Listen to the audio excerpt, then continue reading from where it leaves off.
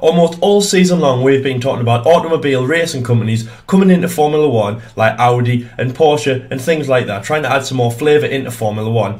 Alfa-Romeo are coming in with Sauber F1 for next year. They are going to be a sponsor. The automobile brand will be sponsoring Sauber with Ferrari engines for 2018. They've also made some good changes to their lineup in 2018 and some innovative movements for the team I'll get onto later on. But there's been some news in the last few days, especially now that Formula 1 has ended in Abu Dhabi. The news now is that Maserati, who previously were in Formula 1 back in the 1950s, might be coming back in, but this time with American team. And what I'm wearing right now is Haas. Now, Haas have always been a great team to follow. They've always been moving forward, using Ferrari engines at the moment. They have Roman Grosjean and Kevin Magnussen in the helm, who are both experienced drivers. They've both had really, really good seasons and wanting to move forward. I mean, they're all chasing the big drives at Red Bull, Mercedes and Ferrari. And obviously, as two Ferrari test drivers in a Ferrari test team, using a Ferrari engine, they are definitely going that way.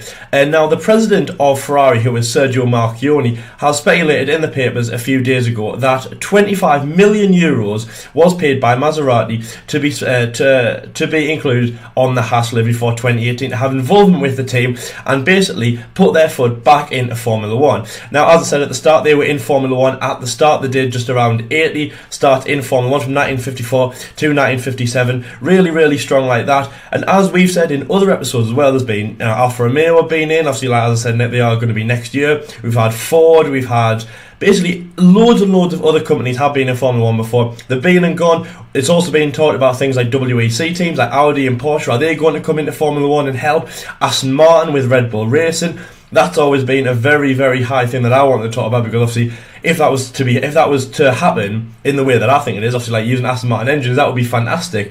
But obviously Maserati coming into Haas to sponsor them for 2018, I think that is really, really fantastic. Movement from the money side, of course, that is really great that Haas can, move forward in where they are at the moment. This year, compared to last year, hasn't been fantastic. Obviously, this is the second year that they've had in. They've got two stronger drivers, I would say. Obviously, no offence, Esteban Gutierrez, but I would say they had two stronger drivers, more backing, more money, and basically more kind of oomph to go forward.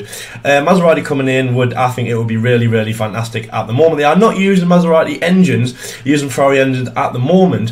It could be as early as next week they could be coming in with talks with Haas. Alfa Romeo definitely signed with Sauber. Maserati could follow suit, and obviously again, as we've talked about in other episodes about car manufacturers coming in, this could really open the door for other teams to come in. If they see them, obviously then Audi and Porsche and things like that, obviously great other teams, great other automotive companies that will want to follow suit in F1, which by the way is the pinnacle. It's not FA or anything like that, and they will come following into the big brand, which is Formula 1. Obviously 2018 is seeing some unbelievable manufacturing changes. I mean, obviously I know you might not agree with some of them, for example like the Halo. We're going to get into that later because we haven't mentioned that for a very long time. I actually want to mention it to you now because just breaking off a little bit, when Abu Dhabi finished, guys, did you actually ever think, oh my god, we have actually just watched the last race where the cockpit is going to be open and the Halo is not going to be here? Because I was like, oh my god, I can't believe that. Anyway, as I say, I'm going to get onto that later. There's been some big changes for 2018 as well. Obviously, the engine size, the ergonomics of the car, the wind flow, different things that they have. Obviously, getting rid of the MGUH, putting in the MGUK. We discussed that a few episodes ago, so obviously go and check that out if you haven't seen it already. Getting these car manufacturers in would be a really big step forward for Formula 1. Be a really great thing to see. Obviously, really looking forward to it. Sauber kind of painted the picture with that. They had an original deal with Honda. Thankfully, that went south, and as soon as that did, they brought in Alfa Romeo. Obviously, Ferrari is very happy, the CEO, and obviously everyone else is very happy getting another kind of sponsor on board, getting another engine, a possible engine deal. Obviously, again, getting more money, getting more work into that Ferrari program. We know that there is a lot of drivers in the Ferrari program at the moment, and also there is a lot of teams using Ferrari power out there. Obviously, one of the biggest engine deals, and as I said, it definitely works into having these drivers, work for the team and hopefully getting into Ferrari at a later date. Yes, obviously that is really great at the moment. They've entered partnerships, they've entered talks, obviously with the money speculation, and that has been on a few sources, and that it's on the official Formula 1 site. But basically it could happen, so obviously we'll have to keep watching and things like that. It's all great to think that even though the checkered flag has fallen on Formula 1 for 2017, talks of 2018 are happening right now, and as I say, that there really is kind of no change to that. The next thing I want to talk about, obviously, is Charles Leclerc. As you all know, he's been signed by Sauber. He has also been signed alongside Swedish driver, Marcus Ericsson. Now, Marcus Ericsson, everyone scored points apart from him. Now, obviously he brings a lot of support, obviously from Longbow Finance, who obviously support the team, and obviously all of the finance and backers that support Marcus Ericsson. Charles Leclerc, obviously the reigning F2 champion, really deserved that seat. I think Jordan said he should be in Formula 1. I think I also said him as well, but obviously there's one guy that we've had to unfortunately say goodbye to, which it is a little bit of a shame, and that's Pascal Wehrlien. Now, Pascal is he's 22 at the moment.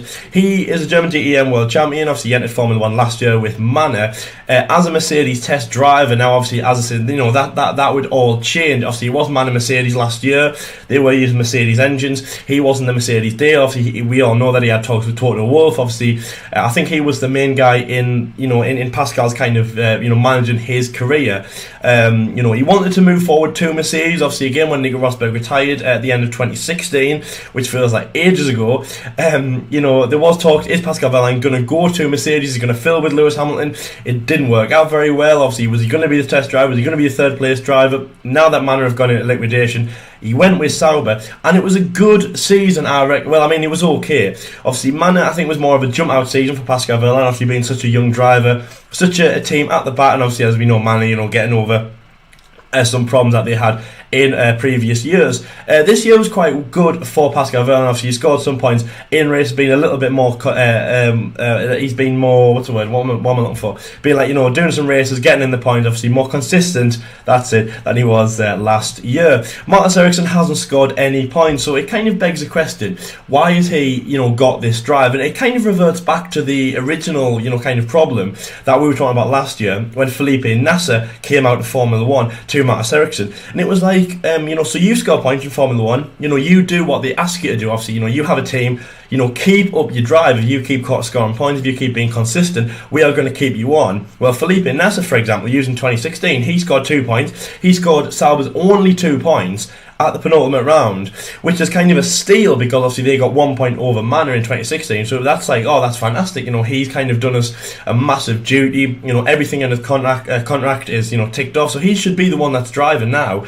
But how come it's Marcus Ericsson? Then obviously fast forward to 2017, same again. Marcus Ericsson hasn't scored any points, Pascal Wehrlien has, but how come Pascal is the one that's out? He's also out of the junior programme, he's not in as a third place driver as well. Antonio Giovinazzi has been kept as the third place driver for Sauber. As we know, he did the first 2 races with Sauber. It wasn't great, and again that begs the question: why was it Pascal and not? Why was it Antonio and not Pascal? Anyway, so Pascal Wehrlien obviously is a free agent at the moment.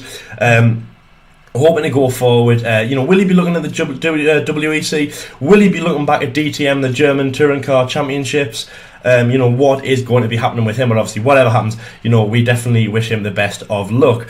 The 2018 calendar was also confirmed in the last few days. Obviously, the Paul Ricard circuit, which is after the Canadian Grand Prix, that is going to be great. The French Grand Prix, obviously, there's going to be 2 races, where French will be a predominant spoken language in that race. Obviously, not very far from me and Jordan and British fans. So, and just another European race, which is going to be really, really good. I love when new circuits come onto the calendar. Obviously, we've had a few in the past. We've had Baku, which has been the most recent. We've had the Russian Grand Prix at Sochi. It always is a really, really good thing to see. But obviously, in the early 2010s, we saw things like South Korea and the Indian Grand Prix coming onto the calendar. Obviously, they didn't stay for very long. I think they both had 3 years in Formula 1 before they went. Obviously, we'll hope that it stays. They stay. The French Grand Prix stays in Formula 1 a lot longer. Obviously, that would be really, really good to see. And yeah, as I say, I mean, for British fans, for European fans, just another race to go to, just another kind of, I don't know, just another race. It really is great. Obviously, it's been used before in race. It's been used in, I think it's like Le Mans. It's been used in MotoGP. So it is really great for them to all see. Obviously, Romain Grosjean, as I say, French Haas driver from France. Obviously, we've just talked about him. It's going to be a home race for him. Hopefully he'll get some great home support. I think his nearest race is probably the Austrian Grand Prix or something like that. Obviously, that's where he will get, most of his fans going. But the French Grand Prix is really, really great. And obviously, we also have other talks of things like the Portuguese Grand Prix at Algarve coming back onto the calendar, which obviously would be really, really great for that.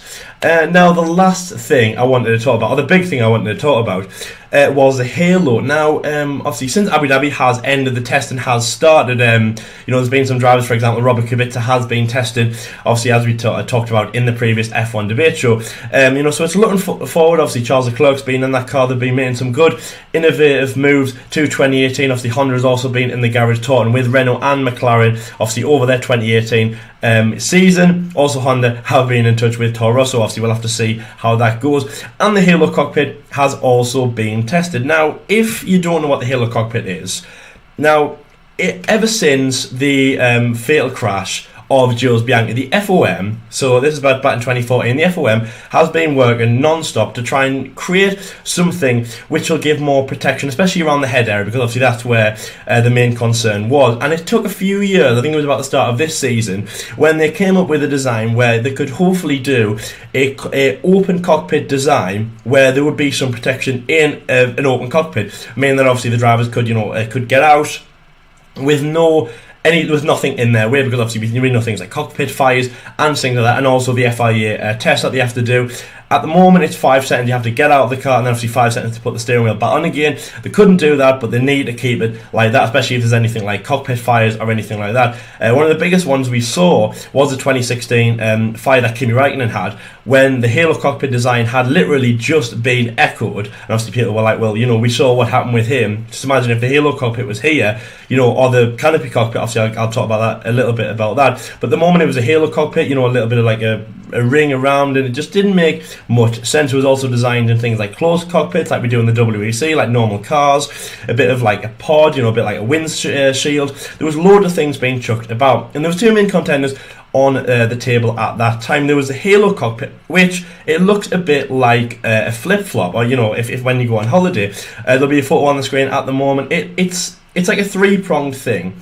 And up ahead on the onboard camera, it looks a bit like a hula hoop kind of thing. Now, there's only one bar in between the centre column. Now, there has been a few speculations on what would that help. For example, there's been the big examples that have been used was Felipe Massa's crash in Turkey a few years ago, when obviously I think it was a little spring came off the back of somebody's car, so he hit him dead centre around the temple, obviously came through his helmet, and then obviously he crashed straight on at the Hungarian Grand Prix, obviously going uphill. There was also it wasn't the crash, it wasn't really much of a thing, but obviously a drain cover came off and hit Jenson Button's helmet in the 2017 Monaco Grand Prix qualifying. 2016, that's right, 2016 Monaco Grand Prix qualifying. So this talks about, what would that happen, and would that would that help a driver, avert these crashes? Obviously, we saw things like Fernando Alonso's crash in 2016 Australia, and we're not always going to compare it to that. But one of the big questions is, would the Halo cockpit have saved Jules Bianchi? Because obviously, as I said at the start of the episode, and as a lot of people know, that's what it provoked the talking by the FOM. And the Halo cockpit, me and Jordan have talked, all through these 2 years, because obviously, as I said, it echoed in 2016. There was testing in 2016, and it was confirmed, I think it was about half a year ago, that it would be mandatory in 2018. Now, like it, if you don't like it, it doesn't matter at the moment. Obviously, it's about safety, which we all know, because we've seen driver press conferences where they have said we don't like the look of it. Obviously, some drivers have, come out and said that they don't like it. Quite a big risky move in the media. But it doesn't matter, it's all about safety. That's going to be implemented, that's all done and dusted, closed boot, we can't help that.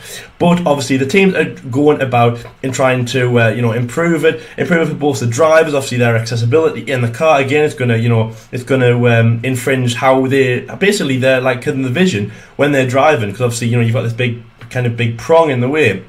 It's not going to help. And of course, well, when I say of course, I mean the safety of the drivers is paramount, but it's also about the entertainment side. It's also about how we view Formula One, because it just doesn't look very good, and especially if you see the photos of testing and things like that. Obviously, there's been races in free practice sessions in 2016 and 2017 where drivers have tested out, teams have tested out, especially when they know it's mandatory. When the cars just don't look very, very good at the moment, you could only see a helmet sticking out. Now it's like a little bit of like a flip flop, as I say. Even the windscreen, the kind of the pod that Red Bull tested in Russia last year. Again, even that doesn't look very good, but that the halo is around to stay. So obviously, as I say, the team is trying to innovate it, make it better for the cars, make it better for the drivers, and obviously that is what's going to be the main thing over this year. There has been some testing in Abu Dhabi where they've all used the halo cockpit testing. Obviously, more aerodynamics are trying to get around it. Obviously the FOM is still in control about this, but that is the thing. Long story short, there is going to be a halo cockpit in 2018 for all of the teams. All of the drivers are going to have it.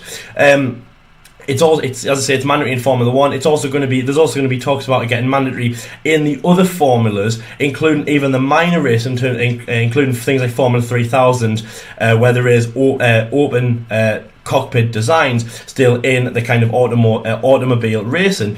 And yeah, as I say, so obviously there is going to be more talks about that as we go forward. So yeah, the Halo cockpit, obviously we're going to try and make that better into Formula 1, but as I say, it's here to stay. It's a safety innovative, and yeah, let me know what you think about the Halo cockpit at the moment. I think it's great that safety is moving forward, but I just don't think this is the way. And obviously, as I say, me and John have talked about this before. Anyway, guys, obviously this has been quite a short episode. Obviously, thank you very much for watching. There was a little bit of a change to the plan. Okay, so this is how it's going to go down. Last week I said on the episode, 2 weeks ago, when Abu Dhabi was still on, I said that there was going to be a 2-week gap. That obviously there was going to be this episode, which obviously is coming out on the 9th, this episode, and then there was going to be a 2-week gap until the 16th of December. Now that is unfortunately, no wait there, have I done that right? No, sorry, the 23rd. We're going to miss out the 16th and do the 23rd. And now there has been some change to that. Anyway, long story short, so next week's episode, which will be Saturday the 16th, we're going to be releasing an episode on that, and that is going to be our reaction to our 2017 drive predictions. On the topic of that, guys, obviously again we'll have it somewhere on the screen at the moment. Episode 39 was where we did our 2017 drive predictions. Go and watch that, obviously, because especially if you're going to watch next week's episode, that is very paramount to that, because me and John are going to be talking about what we put these drivers in this position, why do we do it, and obviously has it worked, have we got any matches, have we not, because obviously, long story short, I got the champion, he didn't, but obviously all the other all the little loose nuts and bolts we'll be discussing in that episode. And obviously again, as I say, last week's episode, bar what I've just said, go and check out our Christmas plans, including our big review at the end of the year. Obviously stay tuned for that, because there's more coming forward. And then yeah, that's it, guys. Obviously this has been the first time we've been on camera since the Abu Dhabi curtain had closed on Formula 1. Obviously we've got a really, really exciting winter to come, obviously going into 2018, obviously looking forward into things like testing and all getting ready for the Australian Grand Prix in 2018. It's going to be a different season. It's going to be a good kind of a head scratching season, but I think we're all going to love it at the end of the day, especially as I said, the big change is it's got the Halo cockpit on all of the cars. Anyway, guys, obviously thank you very much for watching this episode. If you like what you've seen, obviously make sure to like us and subscribe to the channel. Obviously we're moving forward. It's just been me today.